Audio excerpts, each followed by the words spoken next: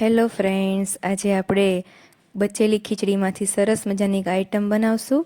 એ છે ખીચડીના મુઠિયા. તેના માટે અહીં મેં એક બાઉલ જેટલી ખીચડી લીધી હતી અને એમાં આપણે 1 ચમચી મરચું એડ કરવાનું અને અડધી ચમચી ધાણા જીરું પાવડર એડ કરશું, ચપટીક હળદર એડ કરશું અને 1 ચમચી આદુ મરચાં લસણની પેસ્ટ એડ કરવાની છે અને અડધી ચમચી જેટલી ખાંડ એડ કરશું અને 1 ચમચી લીંબુનો રસ એડ કરવાનો છે અને અડધી ચમચી ગરમ મસાલો એડ કરશું, થોડાક ધાણા એડ કરશું અને હવે એમાં આપણે 1 ચમચો ચણાનો લોટ એડ કરવાનો છે અને 2 ચમચા જેટલો ઘઉંનો કરકરો લોટ એડ કરવાનો છે અને સ્વાદ પ્રમાણે મીઠું અહીંયા ખીચડીમાં પણ હોય છે એટલે આપણે લોટના ભાગનું જ મીઠું એડ કરશું.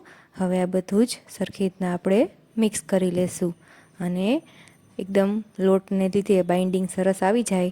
હવે તેમાં આપણે થોડુંક હાથમાં હથેળીમાં તેલ લઈ અને મુઠિયાનો શેપ આપી દઈશું. તમે અહીંયા ગોળ નાના નાના મુઠિયા પણ કરી શકો છો અને આવા લાંબા મુઠિયા પણ કરી શકો છો. જો તમને અહીંયા ઓછું લાગે લોટ તો તમે લોટ એડ કરી શકો છો થોડો. હવે આપણે એને સ્ટીમ કરવા મૂકશું. આ મુઠિયા ફટાફટ બની જાય છે. 7 થી 8 મિનિટ આપણે એને સ્ટીમ કરવા મૂકશું. મીડિયમ ફ્લેમ અથવા હાઈ ફ્લેમ ઉપર મૂકશો તો પણ થઈ જશે. હવે આપણે એને ચેક કરી લઈએ. મુઠિયા થઈ ગયા છે. હવે એને આપણે 5-7 મિનિટ ઠરવા દઈશું. મુઠિયા ઠરી જાય એટલે એને આપણે આવા નાના નાના પીસીસમાં કટ કરશું. હવે આપણે આ મુઠિયાનો વઘાર કરવાનો છે. તે માટે એક વાસણમાં 1 ચમચા જેટલું તેલ લઈ અડધી ચમચી રાઈ લેવાની છે અને અડધી ચમચી જીરું લેશું.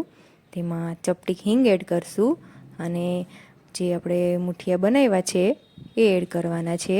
થોડાક તલ પણ તમે અહીંયા એડ કરી શકો છો. 1 ચમચી જેટલા મેં તલ એડ કર્યા છે. હા, તેમાં આપણે મુઠિયા એડ કરશો. જો તમને ગળપણ ઓછું લાગે તો તમે દળેલી ખાંડ ઉપરથી એડ કરી શકો છો, કેમ કે આ મુઠિયા ખાટા મીઠા જ સરસ લાગશે. ઉપરથી આપણે કોથમીર નાખી એને ગાર્નિશ કરશું.